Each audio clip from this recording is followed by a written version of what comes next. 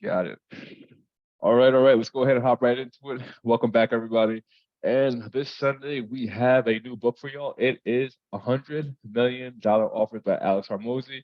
And this book is a pretty dense book. There's so much value in this book that, realistically speaking, we're probably going to need a couple of calls to get through everything because there's just so much value to be pulled out of it. We'll hop right into it in a moment. But before we get started, let's go ahead and just talk about a couple of house cleaning items. So this book is very long. We may or may not do this over a couple of calls. We'll see what happens, and we'll kind of play it by ear. And then besides that, moving forward, we're gonna it's probably gonna be Bison and myself running these meetings for the foreseeable future. Sir will probably get back with us after he handles a couple of things on his side. So with those house cleaning items out of the way, let's hop right into it. Okay, so as far as the meeting outline goes, nothing new here. We're going to go ahead and focus on our 5 key points, aka book introduction and overview, the chapter summaries, our key takeaways and conclusions, as we kind of talk through it, in addition to the end, and then lastly we'll have some Q&A, both at the end, but also feel free to hop off mute, ask questions, add comments, whatever the case may be. And yeah, so this book is going to be $100 Million Offers by Alex Hormozy, who's literally taking the world by storm. He really just rose to prominence.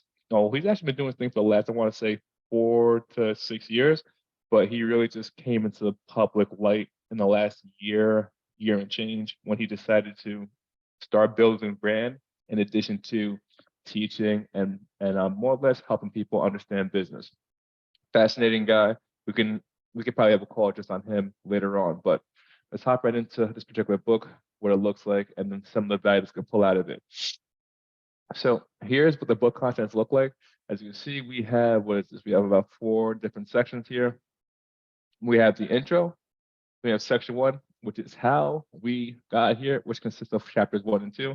And that speaks more or less about Alex Hormozy. And we is him and his husband, while him and his wife, pardon me, Lila, or partner. And then chapter 2 is going to be pricing. Well, section 2 is going to be pricing. 3 is going to be, ooh, you know what? I didn't put that in there. But if I had to guess, what was it? What was it? I want to say it's choosing your market. I want to say it's choosing your market off the top of my head. I'm not sure. As I could be wrong, but that's interesting. Anyway, and then section 4 is going to be enhancing the offer, and then section 5 is execution. Before we end with next steps and conclusion. This book excites me for a couple of reasons, mainly because he outlines. You know what? We'll go through it. So let me just jump into conclusions and kind of overstepping a bit. So here's the introduction, and I think this is such a great quote to open up the book with because it really helps to set the stage. And it's a quote by Jeff Bezos, and it goes like this. Let's go ahead and read it together. Outsized returns often come from betting against conventional wisdom, and conventional wisdom is usually right. Given a 10% chance of a 100 times payoff, you should take that bet every time. But you're still going to be wrong 9 times out of 10. We all know that if you swing for the fences, you're going to strike out a lot, but you're also going to hit some home runs. The difference between baseball and business, however, is that baseball has a truncated outcome distribution. No matter, pardon me, when you swing, no matter how well you connect with the ball, the most runs you can get is 4. Business, in business, every once in a while, when you step up to the plate, you can score 1,000 runs. This long-tail distribution of returns is why it's important to be bold. Big winners pay for so many experiments, Jeff Bezos. And this is at the heart of this book, and then also most business in general, especially you even see this in the venture capital world, where venture capitalists, they're really just looking for that one, because typically they'll allocate their money over 10, 15, 20 businesses, and it's typically 1 or 2 of them that pays for everybody else and then gives them money on top of that. And it becomes a matter of getting good at understanding what are the key factors that's going to help you identify those businesses, again, from that venture capital perspective. But here, when it comes to business, and specifically when it comes to what this book is, the book is about offers. And crafting the right kind of offer is very similar. Yes, you're going to go ahead and craft offers. It's going to take a practice. You're not going to hit it out of the home run every single time. As a matter of fact, you're going to swing out 9 times out of 10. But when you do it the right way and you have the right offer for the right market, you can literally and figuratively do so well that you never have to work again. So anyway, that's more or less the analogy here when it comes to this book, $100 Million Offers. And as we go through the book, and more importantly, see how he structures it and organizes information, it is literally and figuratively an item that I wish, or a book I wish I would have had when I was younger and first got into entrepreneurship. I probably would be in a very, very different space. But again, like the other books that we've been reading, it's one of those things where you just take the information, you apply it to your life, and you just make the necessary moves to position yourself properly. So on the second half here, when it comes to the introduction aspect of this book, we have a handful of points here. And because this book is so informationally dense, instead of me just really talking, I'm probably just going to end up reading off of these slides and these notes, mainly because they're so good and maybe speaking to points here that flash into my mind. But the first bullet is, as entrepreneurs, we make bets every day. We are gamblers. Gambling our hard-earned money on labor, inventory, rent, marketing, etc., all with the hopes of a higher payout, right? Because that's essentially what business is in some way, shape, or form, especially from an entrepreneurship standpoint. Oftentimes we lose, but sometimes we win and win big. There's a difference between gambling in business and gambling at a casino. With enough skill, you can become the house. And what he's saying here is typically, obviously, when it comes to casinos, they win because they're tracking every table, every winner, every loser, so on and so forth. And regardless of how good you get, no matter your skill level, the house always has the advantage because they're running on probability and oftentimes even cheating on top of that to ensure they don't lose money. Whereas in business, you can become the house if you get the right skills and more importantly, practice and apply the right skills consistently over time. Moving on to the next bullet point here. It became apparent to Alex that he could not talk about any other topic related to acquisition without first addressing the offer. And this term acquisition, I think it makes sense to maybe just talk about a little bit. Acquisition is obviously an extension of acquire. And acquire means to gain, right? So mergers and acquisitions when businesses buy other businesses. But the important part here is when we talk about making money, or Tate talks about taking money, or people talk about getting rich, what it really means is finding a way to collect and or acquire these things. So before you talk about like acquiring money or acquiring business or acquiring skills, you have to understand where's the value exchange happening, and it all starts with the offer. And that's part of the reason why he started with his whole acquisition book series with the offer first. Let's see here. All right, so the offer is the starting point of any conversation to initiate transaction with a customer. Literally, what you are providing them in exchange for their money, and that's where it all begins. And that's where this book is also going to begin as well.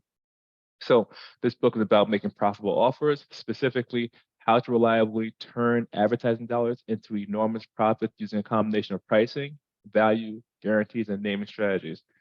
I'm not sure like how y'all feel about this particular book, and if y'all had a chance to read it. I know Sid, you said you had a chance to read it, but this step-by-step guide, I don't know if it's going to work in every single business. I think it can to some extent, but for more of an entrepreneur who has like a set product, an online product, so on and so forth, I think he really crushed it. And I'm curious to try it out for myself and see what other people think about it. And yeah, last bullet point here. So he calls a proper combination of these components a grand slam offer. And I guess that's also paying homage to what Jeff Bezos's quote that we just spoke about in the past slide. All right, so section 1, how we got here. So here, one thing I want to point out, I think so you mentioned like it may not apply to all businesses. So I feel like the main part that he assumes in this book is that there's a demand for whatever your business offers to begin with. Mhm. I feel like myself, a lot of my early business ventures that failed is because I came up with this idea in my head that I thought would be super popular. And then without doing the market research, and then when I actually put all this time to like build a website, develop a product, and then I try to start selling it and realize like no one even wants it to begin with. So I feel like that's the main thing that he skips past, the fact that before even creating the offer or marketing or any of that stuff, you need to first establish that there's even a demand in the market for that to begin with. No, for sure. As a matter of fact, well, let me ask you this. So when you say he skips past, you mean you're talking about Alex in this particular book? Yeah, in this book, I guess it kind of starts with the assumption that you already have a product that has a demand. I mean, well, here's the thing, because we'll get to this particular chapter because he does speak about the market, and I want to say maybe it's in pricing, and maybe you caught it or it resonated differently with you than resonate with me, and I feel like that's why having these discussions are so important, and it's great because you can bring your perspective, I can bring my perspective, and then we both may have missed it or caught it in different ways, and we could chat about it. But I think he does address that a little bit, and I want to say that's in the pricing section, so that's probably gonna be section 2 or 3, but I could be wrong. And let's go ahead and see what happens. All right, so let's go ahead and continue with this. But yeah, I appreciate the comment. Chapter 1, how we got here. So in this part of the book, he talks about more or less his story starting from Christmas Eve 2016. And to kind of give a quick little summary here, he was on the verge of going broke, or yeah, basically going broke slash bankrupt. But a few days later, he hit a grand slam offer and in early January 2017. So yeah, a few days later. So long and short of it, it's Christmas 2016. He has like this whole little story, nice little backdrop. He talks about being in the movie theater with Layla, who's his wife or soon to be wife at that time, or fiance or girlfriend. I'm not sure exactly what it is, but like they're together, they're watching a movie with Layla's family. And he's in this movie theater looking blankly at the screen. They got crappy seats, so they're kind of sitting up front, and it is what it is. So basically, the only thing that can fit his gaze is literally the whole screen, and he's there hanging out with Layla's family, and they're enjoying the movie, soaking in their paid time off, and he's just staring at the screen blankly, almost like with ghost white and pale. And Layla, his girlfriend, wife, his partner at the time, she's like, "Hey, what's wrong? Blah blah blah. This, that, and the third." And he's just basically not. He's watching, or he's alert, but he's just not responding. So she grabs his hand, she takes his pulse. His heart's beating at 100 beats per minute, and he's 27, fit, young person. That shouldn't be the case. And it turns out that before the movie, well, I guess he takes us back 30 days beforehand. He had you know what? Technically speaking, I'm actually butchering the story a little bit. So anyway, they're at the movie theater, and right before they went to the movie, he got off the phone call with the payment processor. He had just started this new his new idea, which is called Gem Launch. And this new idea, he actually just had sold, one of his salespeople sold about $120,000 of whatever the product is for this particular business, and he owed the salesperson 20 grand. But the payment processor said that there was irregular activity in the market and the money wasn't coming in. But he had owed this money to his salesperson. So basically, the payment processors were keeping this money, and it really jacked him up because like it was basically the last of the money he had had. All he had was about $23,000 left over, and he owed the salesperson 22,000. So without thinking, he had just wired his salesperson $22,000 because the salesperson was recently married and had a kid on the way, literally about to give birth to his kid. Um, and um, uh, Basically, it's Christmas time. So he literally has $1,000 in his account. He knows he's to sink his ship. And then on top of that, he had recently just got Layla's friends to quit their jobs to go all in this new business venture called Gem Launch. So basically, he's staring at the screen blankly, like, damn, like this sucks. My world is ending, this, that, and the third, X, Y, and Z. And that's the space he was in. You figure this out when they talk about him leaving the movie theater. And then he tells Layla. And then Layla, she's like, stands tall and like, listen, I would sleep with you under a bridge if it came to it, we'll be fine. Because he told her, hey, look, you know what? I'm a sinking ship. Feel free to leave, so on and so forth. And she was like, nah, we're in this together, X, Y, and Z. And then after giving him the bad news, she's like, all right, what do you want to do about it? I just got my friends to quit their jobs to go ahead and make this happen. Can we make this happen? And again, this is literally Christmas Eve of 2016. And they were just like, all right, let's go ahead and see what happens. All he had left to his name was a business credit card with 100 grand. And after doing the numbers, it would cost him about $3,300 per day to execute this business plan.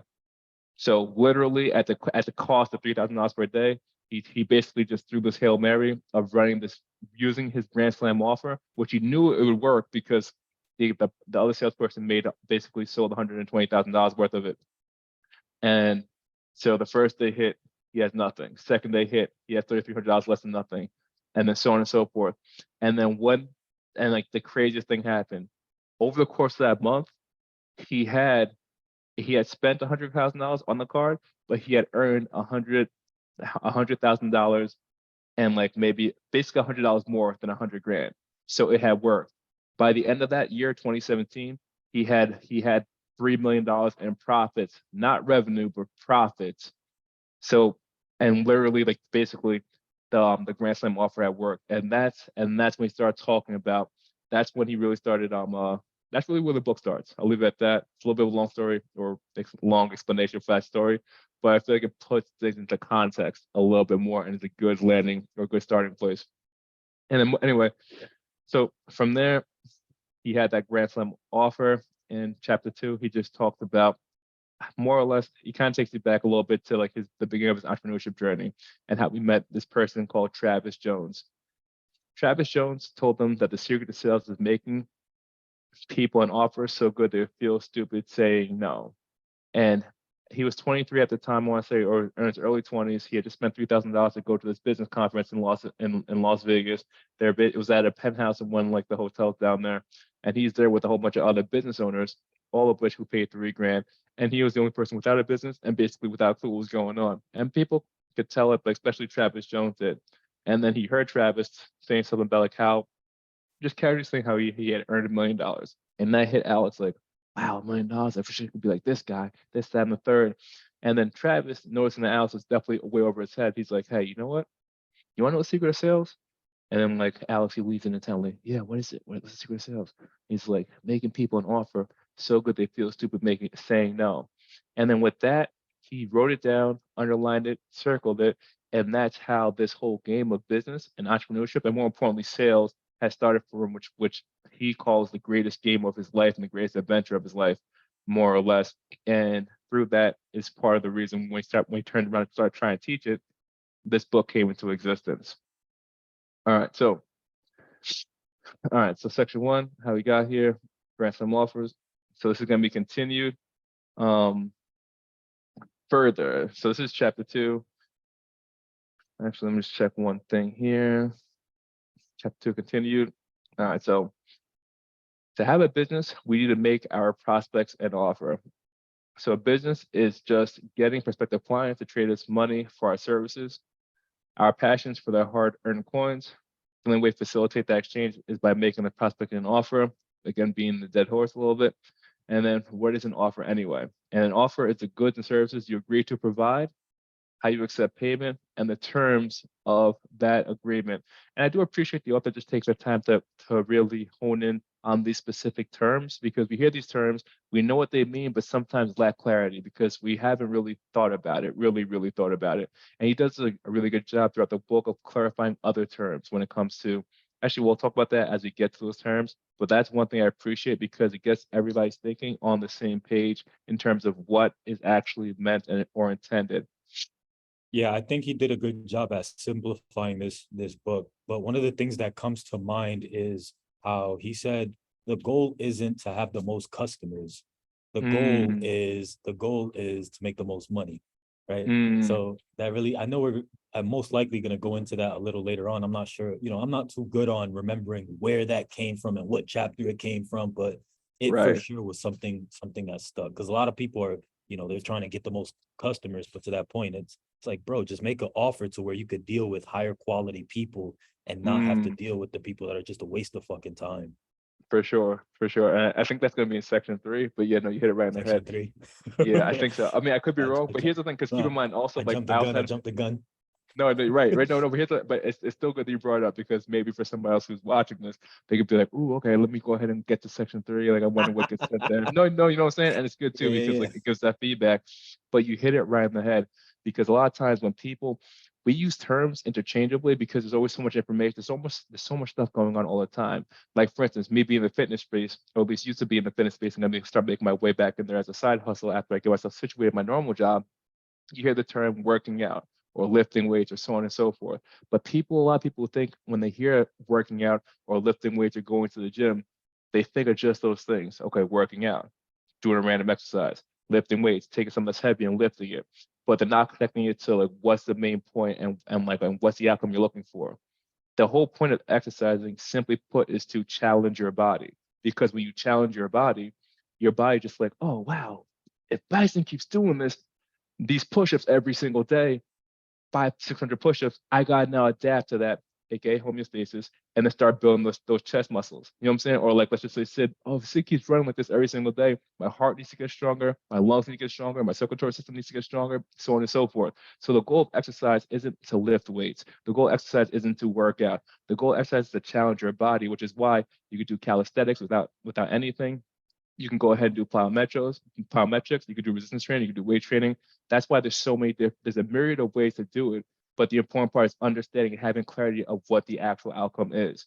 And that's why I really do appreciate your point there, Bison, because at the end of the day, the goal is to earn money and ideally make as much money as possible. And that may sound negative, that may sound bad, but the reality of the situation is it's actually the best thing possible. And it's the best thing possible also for the service provider to think in that way and think in those terms, mainly because you can't just randomly get as much money as possible from people. They have to be able to perceive the value and the difference between the value that they're getting and the price they're paying, because they're not the same thing. That's what's going to allow you to command those large prices. And again, we'll get into that in section 3 when we talk about pricing, the value. And yeah, this book is so great because it explains a lot of these concepts in simple, actionable ways that if done the right way, there's no reason why you can't crush it, as he has demonstrated with his own experience. All right, anyway, thanks for that comment, and let's go ahead and keep it pushing. All right, so chapter 2, Grand Slam offers continued. So offers start the process of customer acquisition and earning money, and they can range from nothing to Grand Slam. So as you can see here, no offer, no business, no life. Bad offer, negative profit, no business, miserable life. Decent offer, no profit, stagnating business, stagnating life. And that's kind of like where most entrepreneurs are, because they're in a place where they have a business, but it's not really going anywhere. And they kind of have bought themselves and owned their own job. And then a good offer, some profit, okay business, okay life. And this is where most quote unquote good entrepreneurs are. Not the great ones who are doing, let's just say, $1 million plus a year or 10 million plus a year. Those like the okay ones who we see, they seem to be doing pretty good, but at the same time, they're not crushing it. And the last one is a Grand Slam offer, fantastic profit, insane business, and then freedom. And it's funny because I think it's actually there's a good amount of people between good offer and Grand Slam offer, which is where probably the majority of successful entrepreneurs live.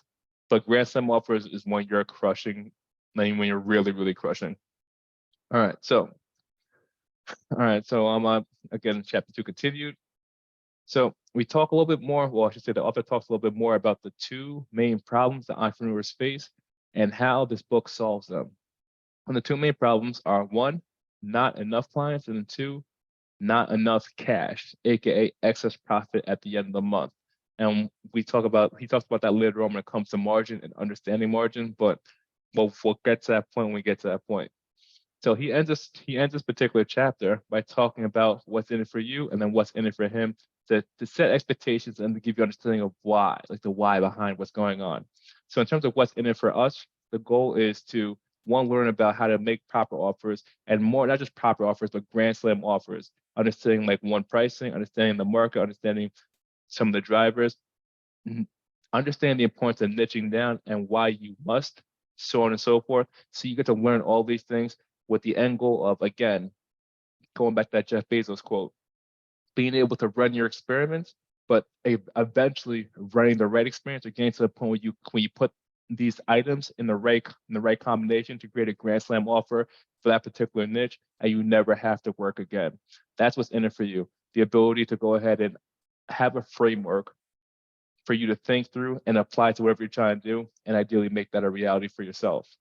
And then what's in it for him, his particular goal. Oh, were you gonna say something? No, finish up, you're good. Okay, my bad. So anyway, that said, what's in it for him?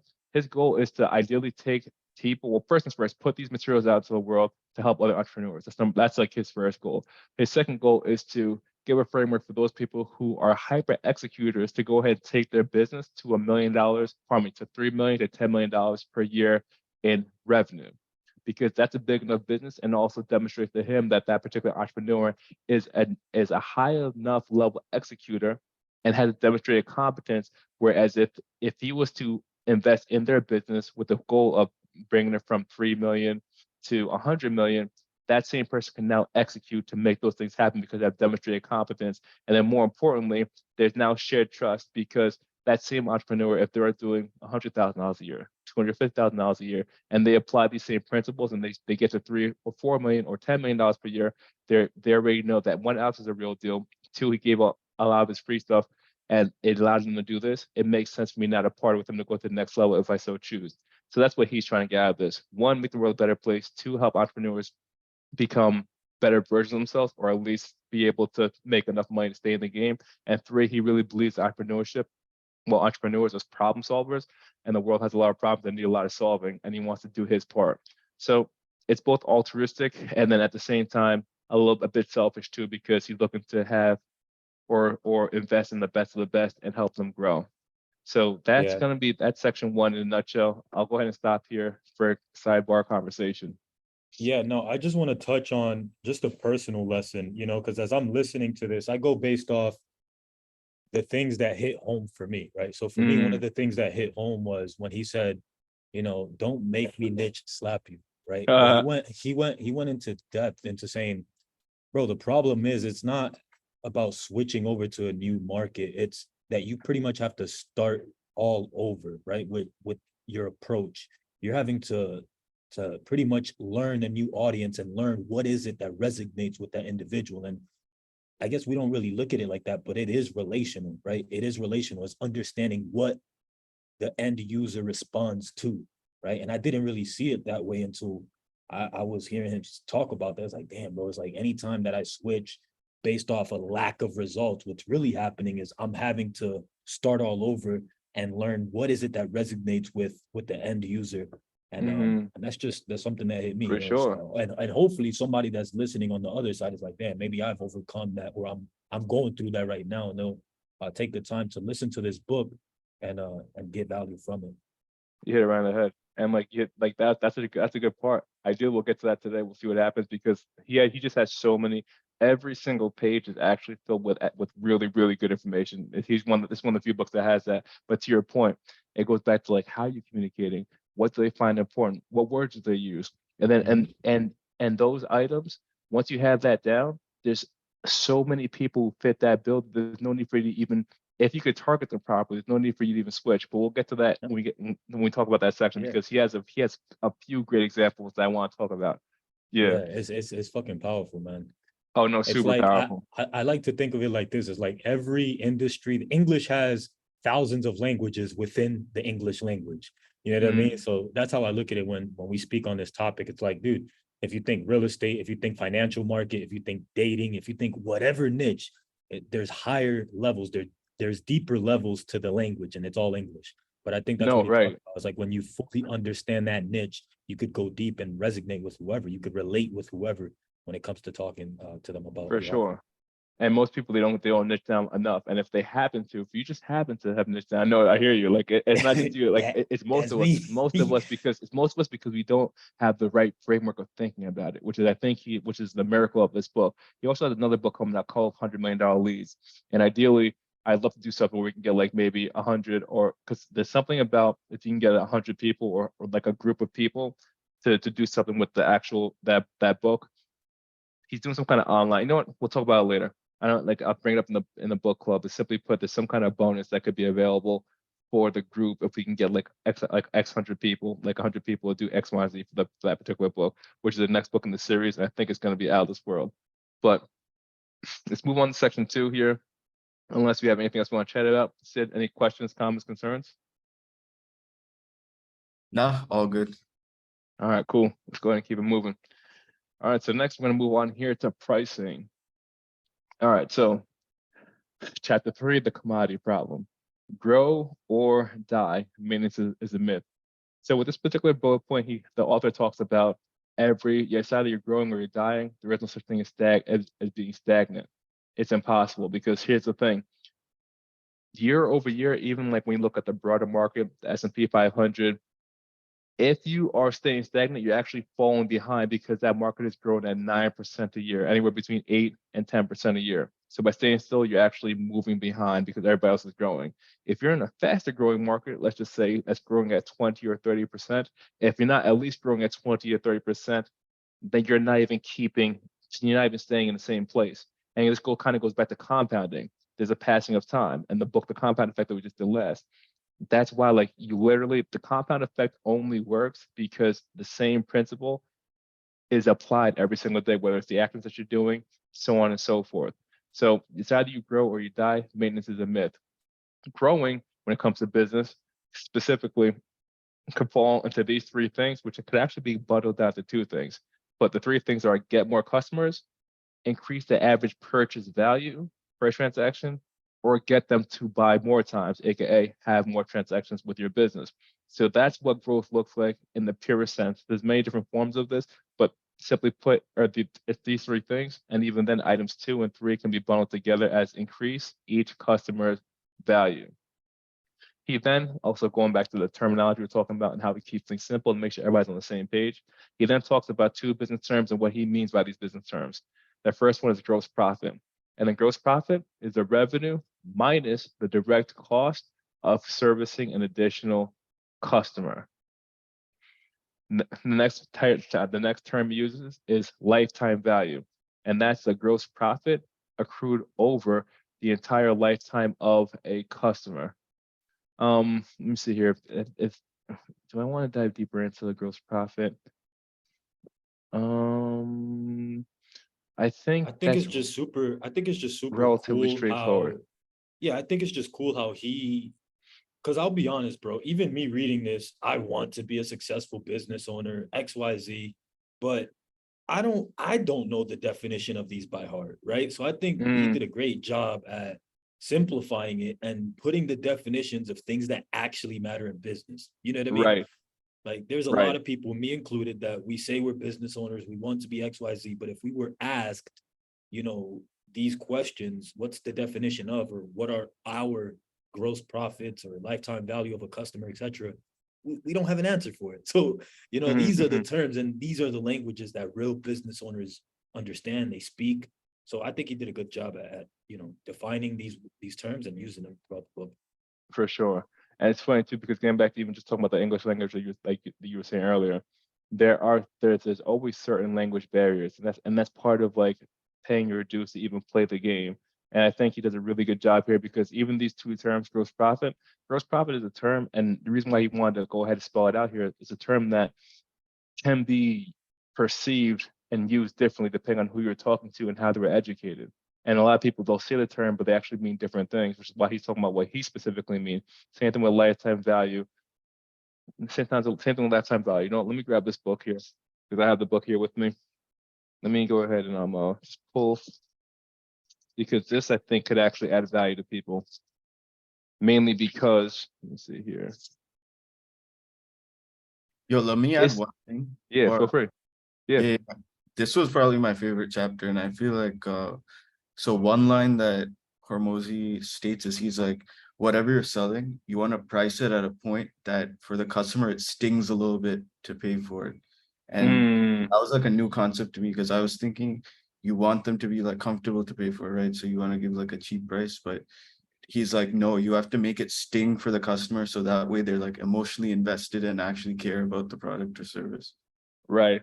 No, I'm telling you, like, for sure. And I think that's like, wait, go ahead, Bison. No, I'm just saying, I remember that. That's one thing that I remember him as well saying. Yeah.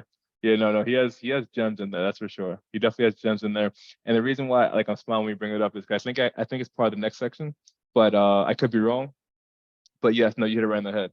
He talks about that, and literally and figuratively, the more you charge, the more of an emotional investment it is for that particular. Like he has like this whole almost like a table of what that means, price increases and decreases and the particular variable. And yeah, but we'll get to that in a moment. So let's keep it pushing here, and guys, come back as needed. If y'all could do one of the guys in the network a solid, if we could send Leonard a message throughout the week telling him to read this book, like I can't really verbatimly communicate how this would be valuable to him, but in our conversation, a lot of the answers and the things that he was, I would say, having to overcome it's in this book, bro, but I couldn't like sell it or promote it. And I did it way before this was even on the list. I like told him, I was like, bro, you got to get this book. I was excited about it. I even screenshot a few words or words from the pages to him. So I really think like if some other people throw it at him, just like, yo, you need to read this, he may actually like do it. And this will really hit home a lot of stuff that he's overcome. This is probably the should. most important book. No, I hear you on that, and thanks for sharing. This is probably the most important book anybody in our network could read, especially if they want to do business, because it really gives the blueprint to look at business. And if there's something you don't want to do, you don't feel comfortable doing, you think it's not necessary, that's fine. But at least you still have the overall blueprint for the most important part, which is the offer, and then more importantly, setting up the offer. Because once you have those two things, because to set up the offer, you have to understand your market. And to set up the offer, you also have to understand like what is important to your target client or customer, which Alex just does a great job of going in depth in, but still simplifying. So you get it's a great balance. Anyway, I just want to say what up to Serge. If I had the sound effects button, I'd be like, what up, Serge? You know what I'm saying? One of the founders here of the book club. All right, let's go ahead and let's keep it moving. And Serge, feel free to hop in here whenever you like, add some comments. But pricing. Yeah, I'm packing, guys, so I won't be able to jump in too much. But I figured I'd jump in and listen in because I'm taking off soon. Okay, all right, no doubt. So pricing, chapter 3, the commodity problem, value-driven versus price-driven purchases. So Grand Slam offers allow you to sell your product based on value, not price. And then we talk about some distinctions here. Commoditized means price-driven purchases. Differentiated means value-driven purchases. I should say translates to. That's what they translate to. Excuse me. Many businesses provide readily available commodities and compete on price, which is a race to the bottom. However, we should sell our products based on value. So selling in a category 1 with no comparison. And I think it's a pretty important part to stop here and just kind of unpack a little bit more. So when we start talking about commodities, like think about like, let's just say toothpaste or toilet paper. They're all basically the same offering. And there might be like 1 or 2 gimmicks here and there, but in the eye of the consumer, they mean nothing. And because the differences are so small, they mean nothing. They're like, oh, okay, if this is basically the same thing as that, I might as well just go for the cheaper one. And this is terrible for a business owner because what that means is literally and figuratively, whoever can service that customer at the cheapest amount, they're going to win the business. So everybody's going to be basically losing money on that profit. Oh, pardon me. Let me go ahead and do that. Sorry about that. That's commoditized, where the goal is to now shift to a differentiated product offering. And the goal there is for it to be value driven. And value driven allows you to sell basically in a vacuum because it's now focused on the value. It's when we talk about selling in a vacuum, basically what that means is because of how you structured it, now it's at the decision for the prospect or potential client or customer is this offer or nothing. And that's a very different value proposition, which also allows that same business owner to charge more for it because the value is going to be so much higher than the actual price, that there's now more of a cushion to do that. At the same time, allow the customer to feel like I'm still getting a deal. So we'll talk about that in the following section, but that's more or less where we're kind of leading to when it comes to the commodity versus differentiated. Would you say that the commodity versus the differentiated is more, so the differentiated is more psychological, right? Am I understanding that right? Whereas the commodity, you can't really increase the perceived value because it is what it is type shit, right? Right. Am I understanding that right? The funny part is, yes, I think so. For the most part, I believe you're hitting it, like you're saying it correctly in terms of like probably the primary difference. But with that said too, also, what am I trying to say here?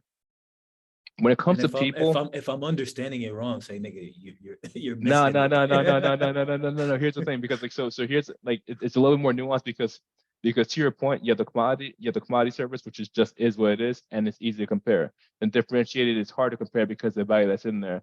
Sometimes, depending on the service, it could just be the packaging, and the packaging or the wrapper is what allows it to look differently. So you have let's just say it's a product or a good, and like toilet paper, that like A versus B, there's not really much you could do there, right? Even if you were to present it this particular way and or say A, B, and C, maybe it's made out of different material. You could maybe make something happen. But for a service, let's just say we're talking about personal training, like my fitness background.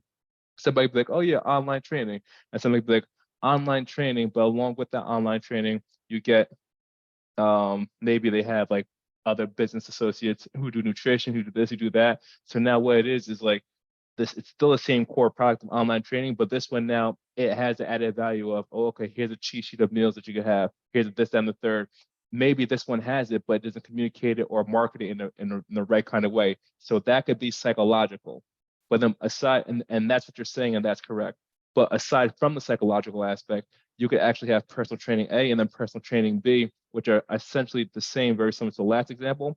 But because this person is charging 4 times more, they now have, maybe they have the pricing to actually deliver more value on top of that. So now it's just like, oh, okay, when you get personal training through this person here, you also get a meal plan where people cook meals for you or X, Y, and Z. So to your point, it could just be same product, different wrapper. And then like psychologically speaking, the client perceives it. At least this is my understanding. And then psychologically speaking, the client perceives it differently. Or it could be like the similar product, but because you're charging 4 times more, that gives you like the bandwidth and the money and the capacity to go ahead and add more to that service. So now it's like, oh, okay, it's kind of justified in that client's mind. Does that make sense? No, it does. That's exactly what I notice marketers do, is they already intended on promoting and giving away everything, but they word it as if you're actually getting this as well. And it just makes it Oh, I see what you're saying, seem right? bigger. It makes it seem bigger than what it actually is, but it's Right. just wording and how they put it together. That's how I'm Right. reading it.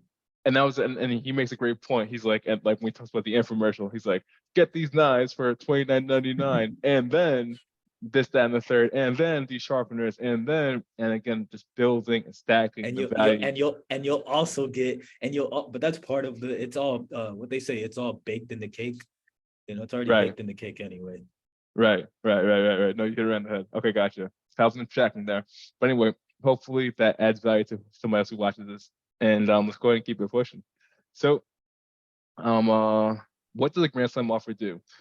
Grand Slam offer, an offer you present to the marketplace that cannot be compared to any other product or service available, combining an attractive promotion, an unmatchable value proposition, a premium price, and an unbeatable guarantee with a money model, payment terms, that allows you to get paid to get new customers, forever removing the cash constraint on business growth. And there's a lot to unpack here. So let's go ahead and talk about this like real quick, line by line, and then we'll keep it moving. Wow, I can't believe how fast, because there really Bro, is. it is what it is, man. Like, it is what it is. At the end of the day, it's us. You know, we'll get as much value as we can from it just by Exactly. chopping it up. But bro, it is what it is. It would be less valuable if we just rush through it. But I actually agree. want, before we rush through it, if we're gonna do that, I want to ask you guys a question. Have you guys thought about changing your offer or refining your offer after reading this book? Have you guys thought Yes. about your Yes. offer? And if so, would you be open to share it? Here's the thing. I actually don't have a business right now because of the nature of where I am in life. So I work a corporate job. I work a corporate job currently, but the goal is for me to get back into fitness place, to be a personal trainer and also have in the gym, so on and so forth, and then more or less transition into online training. So I've been looking into Brandon Carter's high ticket trainer, and then also a couple other things too. I say that because this book here, I knew I needed to figure out who my target audience is, what's going to make the most sense for me to deliver the most value, but at the same time, with at the least amount of time, energy, and effort on my side, but still valuable to the customer. I was thinking about all that. And then this book, it gave me the framework. I'm like, oh, wow, this is something I need to do and I need to do well. I need to come back and study this book. So I haven't actually applied it yet to my offer, but I know this is going to allow me to literally think through what needs to be done. And that's why, like, even with as I was saying earlier, the first 4 books that we read so far are gold. Because I know, because of Set for Life, my biggest thing is I'm going through the nonsense right now with my condo association, but I do, I'm going to have that resolved. I'm going to rent this place. And even if that means like living with my brother, or moving back in with my parents, paying them rent, I don't care. Doing that, and I'm getting my expenses down as much as possible, and then stacking to build that runway, because then they can go ahead and have the flexibility to redo what I need to do for my personal online business. I can have that corporate money coming in and then start building this with less time, energy, and effort because it's a skill set I've been developing for like 20 years. That was a long way of me answering your question, but simply put, I haven't applied it yet, but I will apply it in my mind. Every time I read this book, I've read it probably 3 times now. It's just like, this is something I would be content. I would be content not reading another book for the rest of the year, just studying this book and then specifically studying and applying this book and studying and applying Set for Life, and then also like sprinkle in some of the other 2 books, Compound Effect and The Millionaire Mind. But personally, like that's just my take. Feel free to get answers from Sid or Serge. Yeah, personally, I've also started applying it. So the example I liked in the book is he talked about his offer that he provided to struggling gyms, where he sells this package for $42,000 a year, and he's like, I don't charge any money up front, but I collect money based off the additional revenue that the gym generates. So the way I've tried applying that to my own business is when I sell software to other companies, I say, you don't pay me anything up front and you pay me based on the results you receive. So it's like a zero risk solution for them. But personally, I feel like I'm still working on the market aspect. So I haven't seen like amazing results from applying it, but I definitely started applying it. Yeah, and it feels less pressure, I would assume, right? Because a lot of people are really hesitant because of the money they have to put up. I remember talking to somebody as well about my approach on getting new clients when it came to marketing and offering my services for free until you start developing leads. And then I will be more than, we could talk price from there. I could have pitched it a lot better, but I know what you mean. It's and I got that approach from this book here. It's there's less pressure and it puts you in a position to actually deliver. You know what I'm saying? And then sure. once you deliver, you could confidently give them the price that you want. Especially when it comes out like the profit that you're generating them, that revenue share model is probably like the best, especially if you're good at what you do. Even if you're not good at what you do, because it allows them to try it risk free, and then you get that experience. Exactly. You know what I'm saying? Like, and it's fire. But then as you talked about in the book too, then the thing is to offer that you have to have a reliable way of being able to measure and or track the increase in revenue. So as long as you have like a way to do that between them and you and the shared trust, it really is a superior way. And I also think Sid, go I ahead. think he has a software, bro. I think he has software available that he gives away. You just have to really look into his content, but he has a piece of software that helps Oh, people I hear you. track the actual results. It's a real classic piece of software. It doesn't look updated or anything. If I find it again, I'll make sure to send it to you. But he has something for that. He has something specifically for that. Interesting. Yeah, and Yeah. it's funny too because he has so many resources. I'm telling you right now, he's changing the game.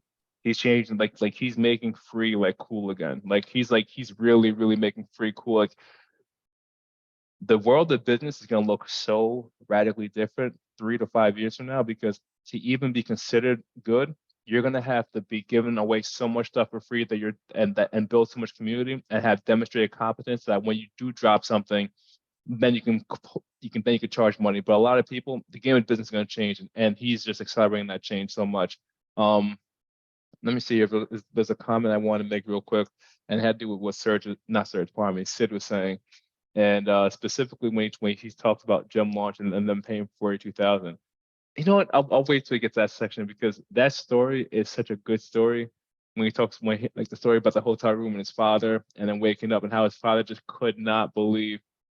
Let me see here, because I have the photo.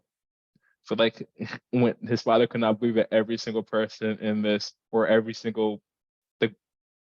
basically it's either every single person or each collective group of people per gym. Those are all the gym lords who were paying him $42,000, and like his father could not wrap it. He's like, I didn't know that was all your clients. He's like, it's not all my clients. It's just the highest level clients who each pay me 42,000. And his dad was just like, what? Like it's like, is that even legal? And that story, it just talks about limiting beliefs, and it was such a good way of illustrating that. And this book is literally, I don't want to say it's magic, but it has potential to be. It really does, especially in the hands of the right person who has the time, energy, effort, wherewithal, and more importantly, discipline to execute on it in a strategic way. And I'm reading through every time I read through this book, I just said to myself, damn, you gotta organize yourself and get to the point where you can really just focus in on this, because this is gonna be, guys, we're in a special time when it comes to life and business and technology. AI is coming for all of us. So like when it comes time, like so when we start talking about like partnering and making stuff happen, it's like, yeah, we might as well partner and make stuff happen and each become, I don't even know, like split $1 million 3 ways instead of trying to make $1 million by ourselves and then maybe and not getting there. You know what I'm saying? Because speed actually matters. And I know Tate talks about this. I'm not going to dive too deep into the details, but yeah, we're closing in here on 4 o'clock. I think. Let me see here, because where do we stop? Let me see. So we just got to this slide here, which is chapter 3. Here, before we move past that slide, I was just thinking, We're not moving past the slide quite yet. I just wanted to check a couple of things. So so this starts chapter 4. So you have 1, 2, 3. All right, yeah. So we'll finish this and we'll stop at chapter 4. So go ahead, Sid. do you guys want to do this like idea right now and just try to come up with a Grand Slam offer just as like practice for all of us? Let's go. I'm about it. I mean, we could, but here's the thing: we didn't get the What? steps yet of the book. I mean, No. we could talk about it based on what we currently know. No, And the question- I see where he's at, because even if it's bad, it's gonna put us in a position to stretch ourselves and think about it. You know what I'm saying? Like even if it's I not mean, a I'm open solid to it. offer, I'm open to it's it. gonna I'm game. stretch us. I know it is. I'm game. Fair enough. I'm game. All right. So then the question is going to be for what? Then we got to talk about the market, and then for what? So speak to me. What do you guys have in mind? So Yeah. Sid, maybe ask the question, how are you thinking this through? Are you saying for us to just pitch our offer? Now I was thinking maybe we can just like think of a example service, like maybe just like personal training, for example, and just try to think of what's like an offer that people would feel stupid saying no to. Got you. Got you. Okay. I mean, it Yeah, depends on what you could offer. All right. So I like that. so let's talk about. All right. So let's talk about it. You know what? That's real So good. It puts us on the thinking side instead of just regurgitating, You and can puts make us it on the thinking about side. you can make it about fitness, can do for yours. Like pretend you're doing it for like a fitness program. yeah, no, for sure. All right, so now let's go ahead. So set some rough parameters. When we start talking about Grand Slam offer, how about we use the parameters here on the slide. So Grand Slam offer, basically the offer you present to the marketplace that cannot be compared to any, and then we just go ahead and try and fill these variables here. Is that fair? I want to put some kind of constraints, unless you want to lead off and give me an idea what you mean, because I have an idea of where to go, but it's not super clear to me quite yet. Sure, we can run through each of the trades and just come up with some ideas for each one. All right, fair enough. So it's an offer you present to the marketplace that cannot be compared to another product or service available. So it needs to combine an attractive promotion, an intellectual valuable proposition, and their premium price. All right, so typically, so I'll tell you what, let me see here. Premium price, I know typically when it comes to online training, for the most part, most people are talking about anywhere between I 100. thought about an offer. I'm sorry to cut off, but I thought about an offer people can't say no to. And I think it's somewhere in my subconscious mind, but it's this.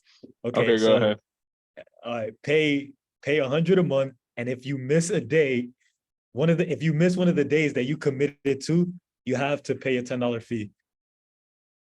And be honest, yay, no, I want to hear it. Here's no, you're fine. And I think it's good because you just started off and you jumped right in. I hear what you're saying. I think because you got to have a strategic goal in mind. So I think that potentially could work, but because I guess you could that is a way of incentivizing. Because I would probably do something else because remember the goal is to go ahead and get people to commit and complete it. So it'd be something where you might charge more, and they get a rebate back. So you might instead of charging, let's just say $100 per month, you charge $200 per month. But if they complete what they need to complete and they fill out the paperwork, not more, I should say they fill out the documents showing like what they did, so on and so forth, they get $100 back. So the net cost, you know what I'm saying? So now it's just like, oh, okay, you collect 200, and then now they have $100 on the line to make sure they complete what they need to complete. So maybe that could be one way of an offer of making an offer that's a little bit stickier per se, especially because what I was going to say is online training can go anywhere between $100 a month to $250 a month, depending. And it can go even much more than that, depending on the value you build into it. But Yeah, the yeah, yeah. reason, Don't get hung up on the numbers I use. I'm thinking in terms of just like the numbers weren't the okay, actual, because the price is going to be relative to like that person's income level. You know what I mean? Like 100 is a lot to someone, 250 is a lot to someone, but it isn't to someone else. You know what I mean? So Mhm. I'm not so hung up on the actual price. I was just like trying to come up with something that I is see, I see, creative I and see. kind of creates a little pain point or an incentive, if you will, for somebody to keep going, like kind of You know, gamifying it, if you will. I was thinking of that, like let's say, Kendu, you started like a program between all three of us. What would be cool is like if me or Sid or Bison, if one of us missed a day, we put $5 into a jar. And basically after 30 days, whoever had the best like consistency gets the The price jar. for everyone slacking. So it's like Uh-huh. a great way to kind of incentivize the winner for like maintaining his workout routine and then punishing the losers that are not staying on top of it. Mm, And then it becomes mm. competitive nature between everyone because nobody's gonna want to lose or pay the other person. So it gets a little bit more, you know. That sounds like a man that's becoming very consistent in the gym saying that. Is that you, Uh, Serge? Serge has been Yeah. hitting the gym hard. that's why I hear it, and that's why I've seen it. I see he's been doing his thing, which is what's up. That's confidence, and you So this deserve is it, what man. I think Keep it though. up. I feel like the pricing is really good for the emotional investment side, but I feel like the part we're missing is like the attractive promotion. So what can we Yes. promise? So I was thinking along the lines of like get a six pack within like X amount of days, or like become the fittest in like your social circle, or some kind of grand promise. Mm-hmm, mm-hmm, mm-hmm, mm-hmm, mm-hmm. I Yeah, like and the it's funny too second one because like, better than the first. I like the second one better than the first. But yeah, it because also Yeah, would like, what about depend like on. what if you started off and like the first day you do all of your, I think they're called PRs, right? Or your max reps, like your max outs, and then like the promise is that by the end of the month you should be stronger than where you started, basically. Because we measured where you started and then we put you on the weights again or whatever it is, whatever training.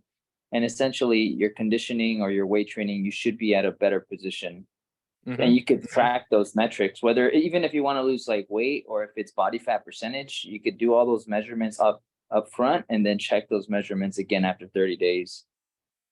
Yep, for Like it. sure. And it's funny too because like, to your point, Sid, that kind of falls into the naming aspect. Yeah, I mean, like it doesn't fall in the naming aspect because you're talking about a result, but depending on how you want to package it, the naming aspect, I don't know, it hit me in terms of like the naming side of it. And that's a cool part because I can appreciate us sitting here doing our best to kind of generate different ideas. But this, and I think this is definitely something what we should do when we start talking about applying these books.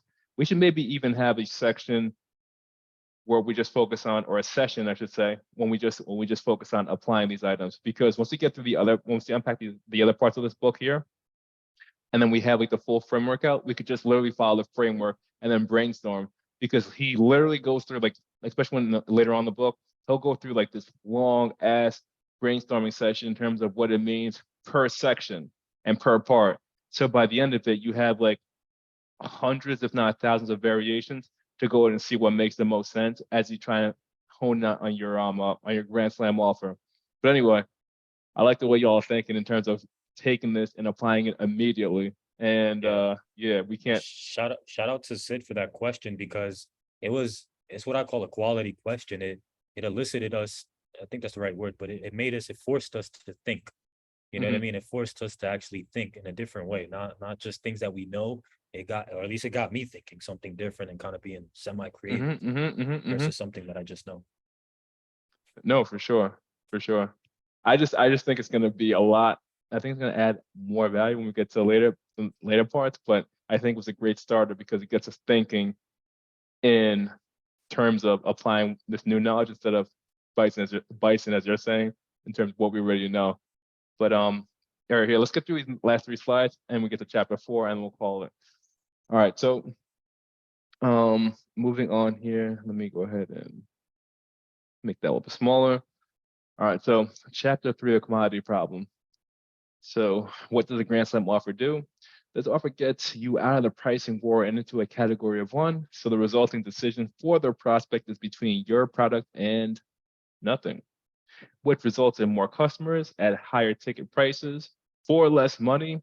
In terms of marketing, you will have one, increased response rates, two, increased conversion, three, premium prices. So basically, in short, the business does the same work in both cases, but the perception of one offer is different, at least in a particular scenario situation. And this kind of goes back to your earlier question, Bison, when we spoke about psychological aspects. Is this just really just changing the psychology of an offer and what it looks like in the wrapper? And a lot of times it really just is. And to round it off here, before we get to chapter 4, this is literally a screenshot from his website. If we click here, we can click on this and just pull it up. Can I please? Can I please? No? Can I?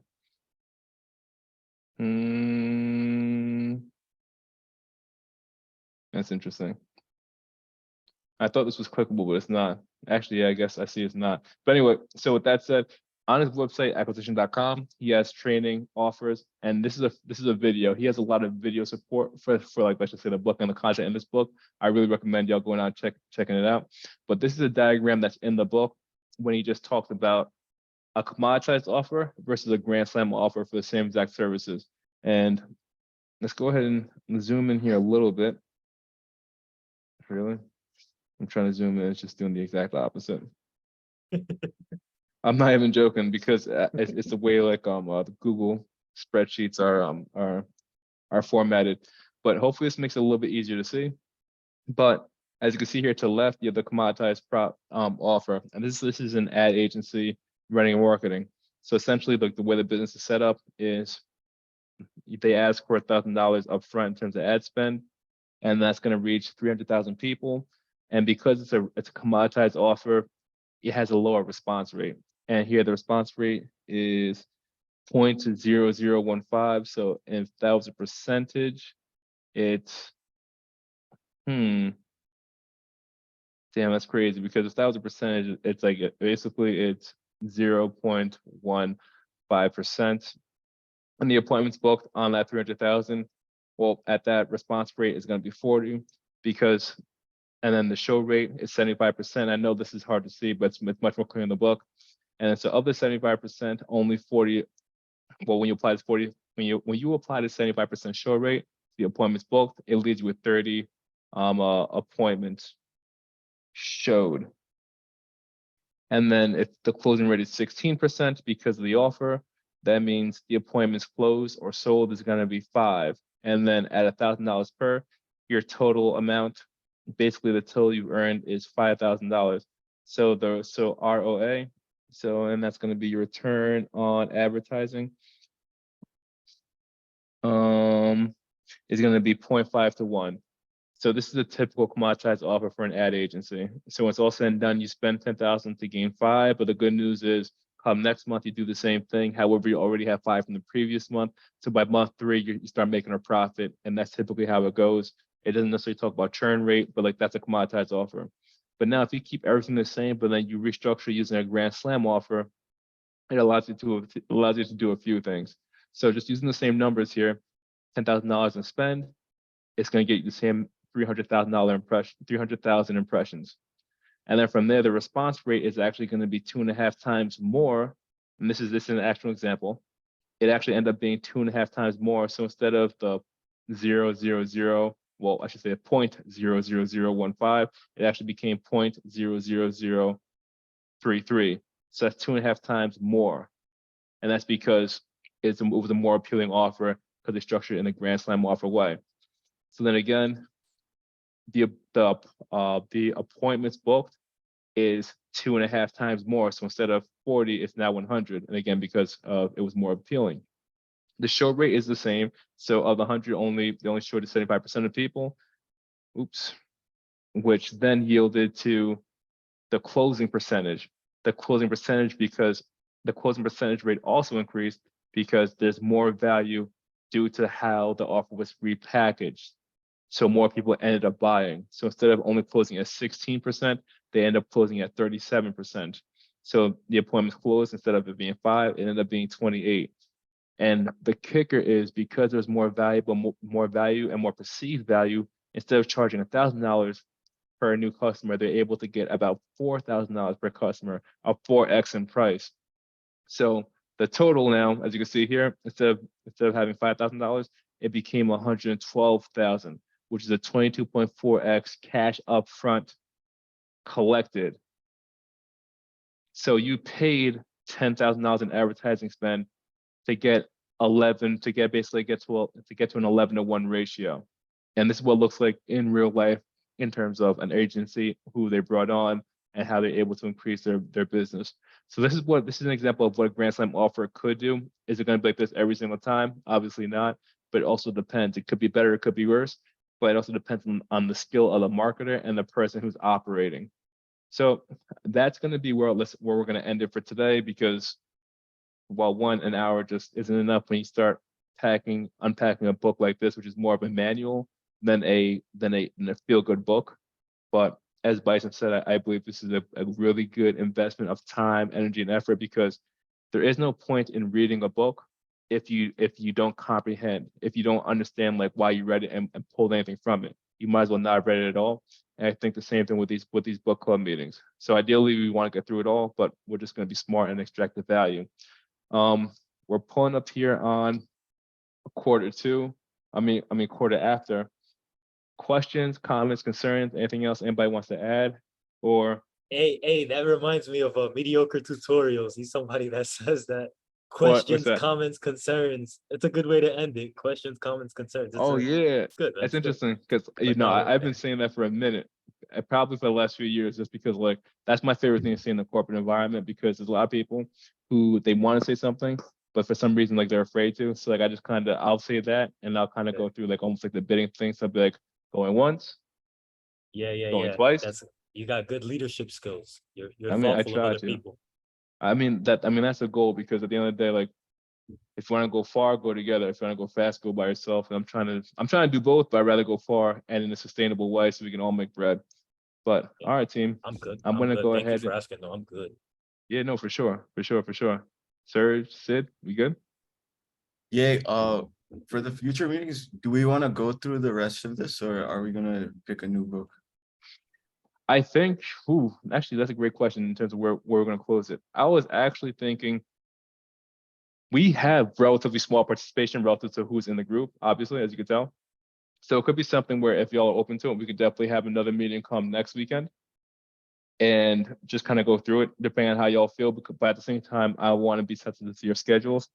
We could do something where we have separate meetings, or we just push the next book out, because it seems like it's just going to be us three, or maybe like a handful of people more anyway joining.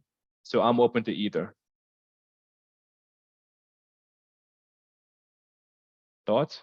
Yeah, personally, I feel like there's so much value in this book that we should have another meeting to go through the rest of it. That's my thoughts. I think we don't have a choice but to have more meetings to go through the rest of it. But the question is going to be, because I'm fine with pushing up other books, because here's the thing, going back to what I was just saying before, we need to pull out the value out of each book, so that way it changes our thoughts and more importantly our actions, so we get the results. And I would literally be content if all we did was study and apply Set for Life in this book, because applying those two things, it gives you the defense, which you get from Set for Life, aka like making sure like your expenses are low, that you're accumulating money each month while still living a decent quality life, so on and so forth.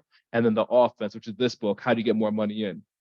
Don't get me wrong. So I'm definitely fine not issuing another book, just letting everybody know, hey, book club, we only got through the first 3 chapters for this. We're going to continue. We're not assigning a new book until we get through this. It may take another 2 or 3 calls, whatever the case may be. And I'm also open to making the frequency every Sunday until we finish this book, and then going back to every 2 weeks.